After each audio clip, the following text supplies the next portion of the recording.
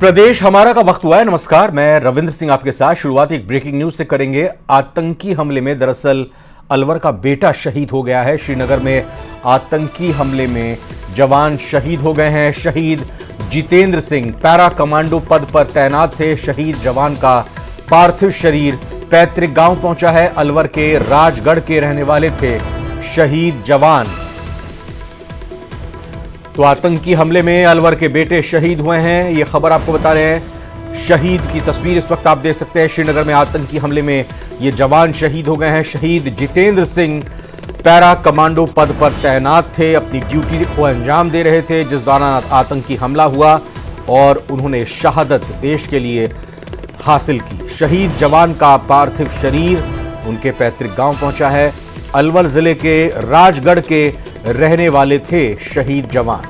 पूरे गांव में, पूरे इलाके में सन्नाटा पसरा हुआ है। साथ ही साथ परिवार को, गांव को अपने बेटे की इस शहादत पर भी गर्व महसूस हो रहा है।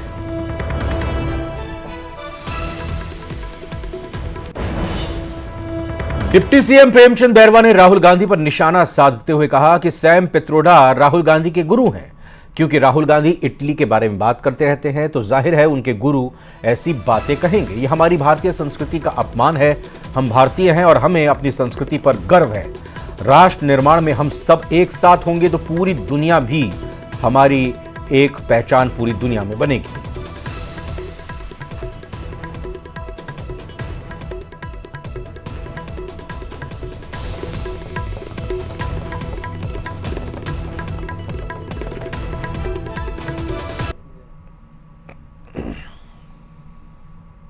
गुरु हैं।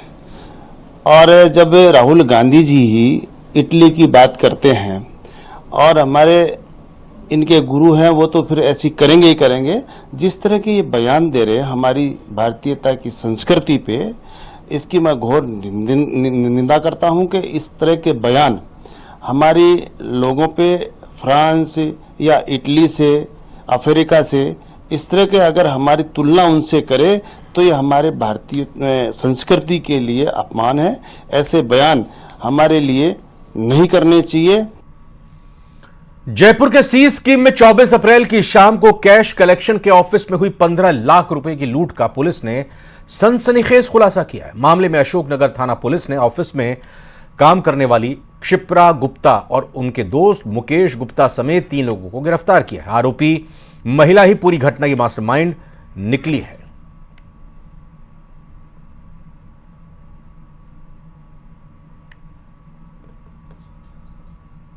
20-25 किलोमीटर के बाद एक 4 व्हीलर गाड़ी बीट ने इनको रिसीव किया। इनके बीच में इंटरेक्शन हुआ और आगे वो फिर 4 व्हीलर गाड़ी जो है उसका भी रूट कैमरों के जरिए ट्रेस आउट किया गया। इस पूरी कार्रवाई से जो मुख्य सूत्रधार है, जो घटना का मेन षड्यंत्र जिसने रचा था, मुकेश गुप्ता, उस अभियुक्त को नामजद किया गया।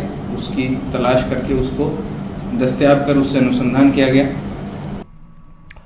भ्रष्टाचार निरोधक ब्यूरो की टीम ने गुरुवार को बड़ी ट्रैपिंग की कार्रवाई करते हुए एक ई मित्र संचालक को 1 लाख रुपए की रिश्वत लेते रंगे हाथों ट्रैप किया है। यह कार्रवाई एडिशनल एसपी संदीप सारस्वत और इंस्पेक्टर सज्जन कुमार की टीम ने की है। एसीबी के ट्रैप से पहले भी आरोपी विश्राम गुर्जर 1.5 लाख रुपए रिश्वत वसूल चुका था। ट्रैप कार्रवाई में पीड़िता महिला के पास रकम पूरी ना होने से 70,000 रुपए की डमी नोट भी रखे थे। ने पहली 2.5 लाख रुपए की किस्त दिलवाने के बदले 1.5 लाख रुपए उस महिला से रिश्वत के रूप में लिए। दूसरी 2.5 लाख की जो उसकी किस्त बकाया थी, उसके एवज में वो 1 लाख रुपए मांग रहा था। ये हमारे पास शिकायत आई, हमने इसका सत्यापन करवाया और इसको सही पाया। उसके बाद आज ये ट्रैप की कार्रवाई की गई। इसमें हमने महिला के पास, परिवादिया के पास जो पैसे 1 लाख रुपए की व्यवस्था नहीं थी तो 30,000 रुपये उसने अपनी तरफ से अरेंज किए और 70,000 हमने जो डमी नोट उसमें रखवाए और इस कार्रवाई को अंजाम दिया। देश में आजादी के बाद से 1950 से 2015 साल के बीच हिंदुओं की आबादी में कमी आई है, जबकि मुस्लिम आबादी 9.84% से बढ़कर 14.09% हो गई है। ईसाई आबादी की हिस्सेदारी 2.24% से बढ़कर 2.36% हुई है। Economic advisory council to prime minister EAC PM की ओर से जारी की गई रिपोर्ट में जानकारी दी गई रिपोर्ट के आते ही सियासी वार पलटवार भी शुरू हो गया है।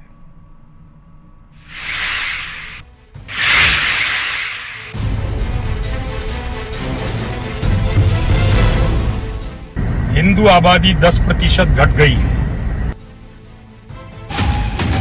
आबादी वाली रिपोर्ट पर खूब मची रार। कांग्रेस पर बीजेपी का तगड़ा प्रहार। कांग्रेस ने देश को बनाया धर्मशाला। कांग्रेस बोली ध्यान भटकाने के लिए मुद्दों पर डाला ताला। हिंदू बना मुसलमान, आबादी पर घमासान। मुस्लिमों की आबादी को लेकर राजनीतिक गलियारों में भले ही आरोप प्रत्यारोप का दौर चलता रहता है, लेकिन प्रधानमंत्री आर्थिक सलाहकार परिषद के विश्लेषण में मुस्लिम आबादी को लेकर बड़ा खुलासा हुआ है। ये खुलासा ऐसे समय पर हुआ है जब लोकसभा चुनाव अपने चरम पर है और तीसरे चरण का चुनाव संपन्न हो चुका है।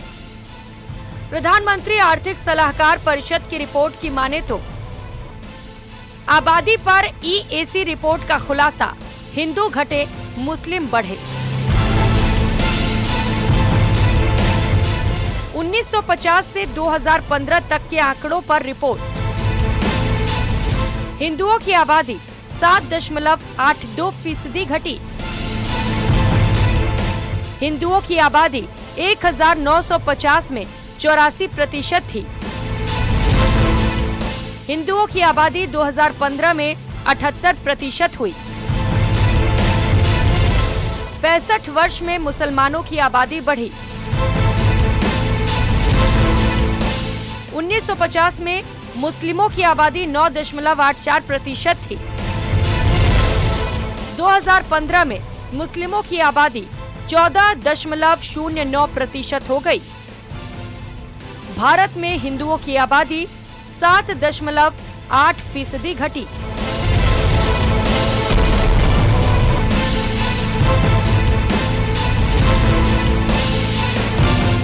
EAC की रिपोर्ट के आते ही सियासी बयानबाजी तेज हो गई। बीजेपी कांग्रेस पर हमलावर है।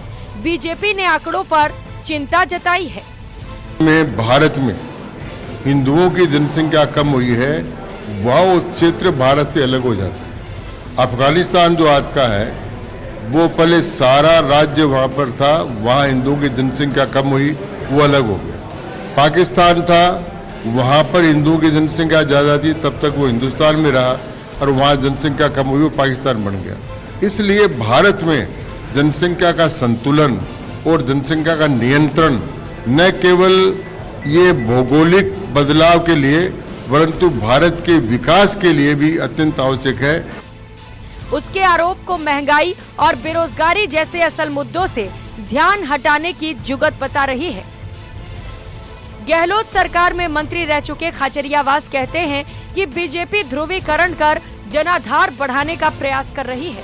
मैं आपको गारंटी से कह रहा हूँ, ये चुनाव से प्रभावित आंकड़े भारतीय जनता पार्टी को ये बताना चाहिए कि 10 वर्ष में आपने हिंदुओं की भलाई के लिए क्या किया। बीजेपी ये चुनाव अपने कामों पर नहीं, हिंदू मुसलमान के मुद्दे पर लड़ना चाहती है। मुसलमानों का डर पैदा करके हिंदुओं के सारे वोट लेना चाहती है, लेकिन हिंदू को कुछ देना नहीं चाहती। ये देश जानता है यहाँ हिंदू मुसलमान का मुद्दा नहीं है, यहाँ बेरोजगारी का, महंगाई का, गरीबी का, बीजेपी के धोखे का मुद्दा है। राजस्थान विश्वविद्यालय के समाजशास्त्र विभाग के असिस्टेंट प्रोफेसर करुणाकर सिंह ने कहा है कि ये आंकड़े चिंताजनक हैं। वहीं मुस्लिम अलायंस के प्रदेश प्रभारी मोहसिन रशीद खान ने रिपोर्ट पर सवाल उठाए हैं।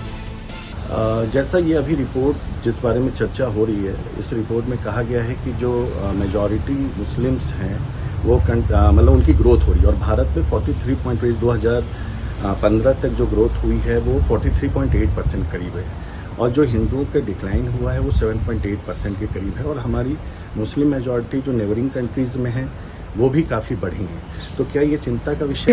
ये जो आंकड़े आए हैं प्रधानमंत्री की एडवाइजरी काउंसिल, ये जो आंकड़े आए हैं ये एक तरीके से इस मुल्क में एक अफरा तफरी मचाने की कोशिश है और पेश भी इस तरीके से किया जा रहा है जैसे कोई मुसलमानों की तादाद बेइंतहा 40% बढ़ गई हो और हिंदुओं की बेचारों की तादाद 8% घट गई हो, तो ये एक गलत तरीके से माहौल पेश बनाने का एक कोशिश है।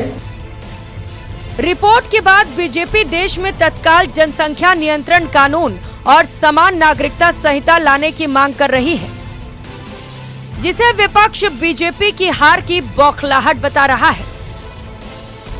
अब जब 4 चरण के मतदान बाकी हैं, तब आबादी वाली रिपोर्ट के बहाने देश का सियासी पारा उफान चढ़ने की उम्मीद है।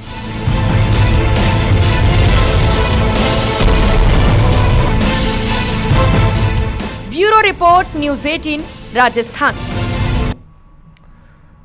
तकनीक और स्मार्टफोन के बढ़ते चलन का साइड इफेक्ट तेजी से बढ़ रहे साइबर क्राइम के रूप में सामने आ रहा है। साइबर ठगी के साथ ही सेक्सटॉर्शन जैसे अपराध के जरिए शातिर न सिर्फ लोगों को फंसाकर उन्हें चूना लगा रहे हैं, बल्कि कई बार ऐसे बदमाश लंबे समय तक पुलिस को चकमा देने में भी कामयाब हो जाते हैं। किसी जमाने में झारखंड का जामताड़ा साइबर क्राइम के मामले में सबसे ज्यादा बदनाम हुआ करता था, लेकिन अब मेवात साइबर क्राइम के नए ठिकाने के रूप में तेजी से उभर रहा है।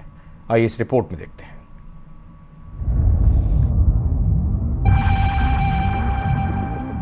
फैलता जा रहा है सेक्सटॉर्शन का जाल। लड़कियों के चक्कर में न हो जाए कंगाल। सेक्सटॉर्शन में मेवात अव्वल। सेक्सटॉर्शन का डी कोड। मेवात क्षेत्र के अंदर जो साइबर ठगी कर रहे हैं, ये एक तो क्या है, लोगों को जब प्रति टेक्स्ट मैसेज थ्रेड का यूज करें, उस टेक्स्ट मैसेज के बिहार पर लोगों से रिफंड के लिए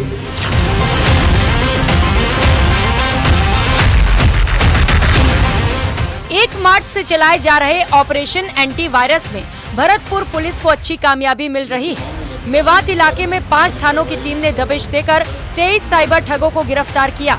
आरोपी अलग अलग राज्यों में लगभग 1000 से अधिक लोगों को ठगी का शिकार बनाकर करोड़ों रुपए की अवैध कमाई कर चुके हैं। बेशक कुछ शातिर दबोच लिए गए हैं, लेकिन कई अब भी अपनी शिकारी की तलाश में हैं। खासकर साइबर एक्सपर्ट लोगों को सेक्सटॉर्शन गिरोह से बचने की सलाह दे रहे हैं।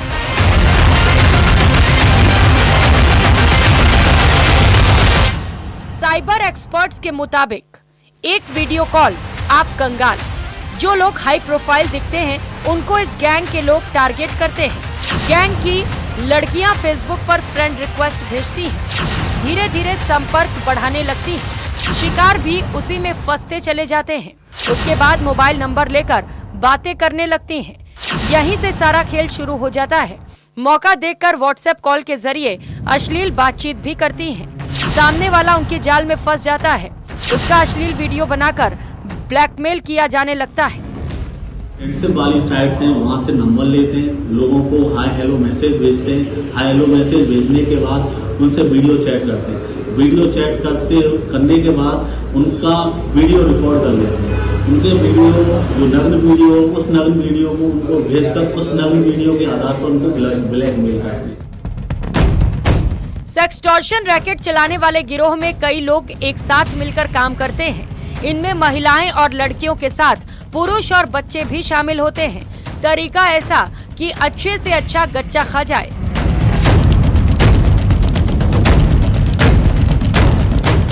उसमें फर्जी पुलिस ऑफिसर्स बनते हैं, यूट्यूबर बनते हैं, यूट्यूब सोशल मीडिया पर अपलोड करने के बहाने से उनके नाम पर उनसे पैसे डलवाते हैं। फिर उनसे पुलिस ऑफिसर बन के जो कोई केस उनको बताते हैं कि इस तरीके का कोई केस रजिस्टर्ड हो रहा है, उस केस को रोकने के नाम से उनसे। सेक्सटॉर्शन से बचने का इकलौता उपाय सेल्फ कंट्रोल है। अगर इंटरनेट के माया जाल में फंसकर कोई अपना सेल्फ कंट्रोल खो देता है तो उसका जाल में फंसना तय है। तमाम सावधानियों के बावजूद अगर कोई फंस भी जाता है तो घबराने की कतई जरूरत नहीं। शिकार बन जाए तो क्या करें? सबसे पहले मामले की सूचना नजदीकी पुलिस स्टेशन या साइबर सेल को दें। ये बात अपने परिवार के किसी सदस्य को जरूर बताएं। जिस आईडी का इस्तेमाल कर आपको ब्लैकमेल किया गया है उसे तुरंत ब्लॉक करें। तुरंत अपने इंटरनेट एडमिन को सूचित करें। ब्लैकमेलर की आईडी के बारे में जानकारी प्राप्त करें। अगर आप फेसबुक पर सेक्सटॉर्शन का शिकार हो गए हैं तो तुरंत फेसबुक एडमिनिस्ट्रेटर को इसकी जानकारी दें। उस प्लेटफॉर्म को कुछ समय के लिए डीएक्टिवेट कर दें जिस पर आपको शिकार बनाया गया है। ब्लैकमेलर के साथ आपकी जो भी चैट हुई है उसका स्क्रीनशॉट ले लें। ध्यान रखें कि आप जितना डरेंगे उतना ही अधिक आपको डराया जाएगा। ये मत सोचिए कि एक बार पैसे चुकाने से आप बच जाएंगे। हो सकता है डिमांड और बढ़ जाए। आपसे गलती हुई है, इसीलिए उसका सामना करें, आत्मविश्वास के साथ लड़ें। किसी भी रिकॉर्डिंग, बातचीत, मेल को कभी भी डिलीट न करें। दरअसल ये लिंक आगे चलकर पुलिस के काम आएंगे। आपकी जागरूकता और सूझबूझ ही आपको शातिरों के शिकंजे से बचा सकती है। न्यूज़ 18 राजस्थान के लिए भरतपुर से दीपक पुरी की रिपोर्ट। जोधपुर से बड़ी खबर आ रही है, जहां पर धानरी सरपंच प्रतिनिधि पर जानलेवा हमला हुआ है। बदमाशों ने सरिये और लाठियों से उन पर हमला किया है। पहले गाड़ी के आगे गाड़ी लगा दी, हमले की कोशिश उस दौरान की गई। उसके बाद फिर सरपंच और बाकी लोगों पर हमला कर दिया। हमले की वारदात सीसीटीवी में कैद हो गई है। खेडापा थाने में फिलहाल मामला दर्ज कराया गया है। ये अलग अलग सीसीटीवी तस्वीरें भी जारी हुई हैं, किस तरह से ये हमला हुआ है। जोधपुर की खबर आपको बता रहे हैं, जहां पर धानरी सरपंच प्रतिनिधि पर जानलेवा हमला किया गया है। बदमाशों ने सरिये और लाठियों से ये हमला किया है। तस्वीरें आप देख सकते हैं बदमाश की तरफ से कैसे ये हमला किया गया। पहले बाकायदा गाड़ी के आगे गाड़ी लगाकर ये हमला करने की कोशिश की गई थी। इसके बाद फिर सरपंच और बाकी लोगों पर हमला किया गया। हमले की वारदात सीसीटीवी में कैद हो गई है। खेडापा थाने में फिलहाल मामला दर्ज किया गया है। पुलिस इस मामले की जांच कर रही है।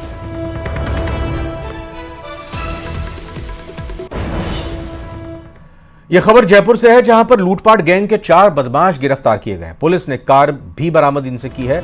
ये गैंग आंखों में मिर्च पाउडर झोंक कर वारदात को अंजाम देते थे। 4 मई को एक कैब ड्राइवर के साथ लूटपाट की वारदात को अंजाम दिया था। आंखों में मिर्च पाउडर फेंक कर लूटपाट करने वाले गैंग को पकड़ा गया है। इस गैंग में 4 बदमाश जो हैं वो पकड़े गए हैं। 5वां बाल अपचारी गैंग के कब्जे से कैब चालक से लूटी लग्जरी कार भी बरामद कर ली गई है। रेलवे स्टेशन से वाटिका तक टैक्सी बुक कराकर लूटपाट करते थे। ये पहचान छिपाने के लिए बदमाशों ने ऑफलाइन बुकिंग कराई थी और सुनसान जगह पर जब गाड़ी पहुंची, ड्राइवर की आंखों में मिर्च पाउडर फेंका। 4 मई की रात की वारदात, जब कैब ड्राइवर दिलराज मीणा से लूट की वारदात को अंजाम दिया गया था। अभय राठौड़, राजवीर सिंह, राजकुमार शर्मा को गिरफ्तार किया गया है। और फिलहाल एक छोटे से ब्रेक का वक्त हुआ है, लौटकर आते हैं और खबरों के साथ।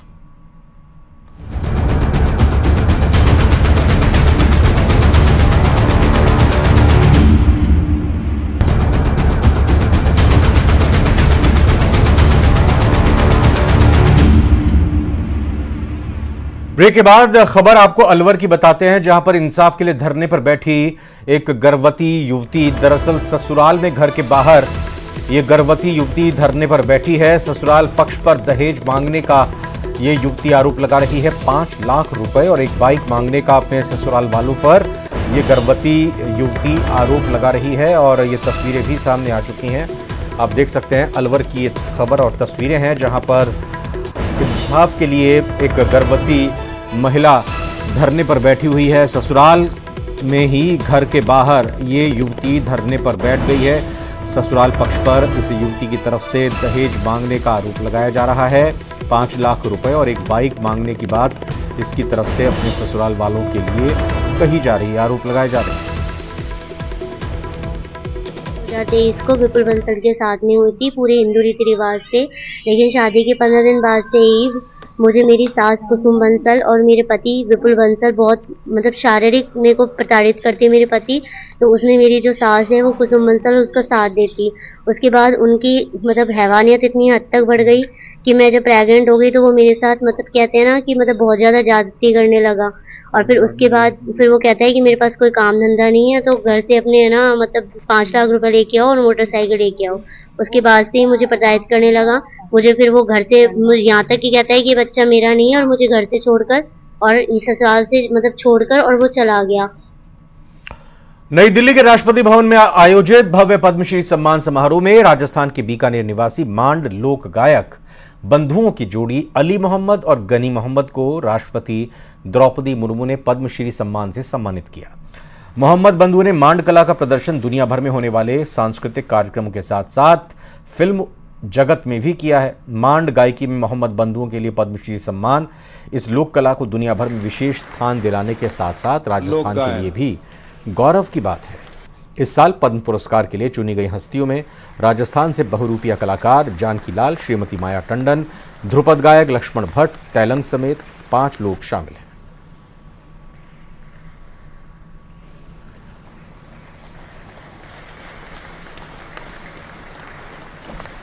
लोक गायन।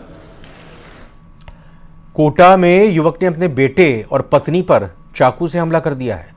हमले में घायल हुए मासूम बच्चे की इलाज के दौरान मौत हो गई। घटना बोरखेड़ा थाना इलाके की है। युवक आए दिन अपनी पत्नी से मारपीट करता था और आज भी युवक नशे की हालत में था और अचानक अपनी पत्नी पर चाकू से ताबड़तोड़ हमला कर दिया। वहीं हमले के दौरान मां को बचाने आए मासूम पर भी हमला कर दिया। बच्चे को MBS अस्पताल में भर्ती किया गया है, जहां इलाज के दौरान बच्चे की मौत हो गई। वहीं घटना के बाद आरोपी ने खुद पर भी चाकू से वार किया, जिसका इलाज चल रहा है।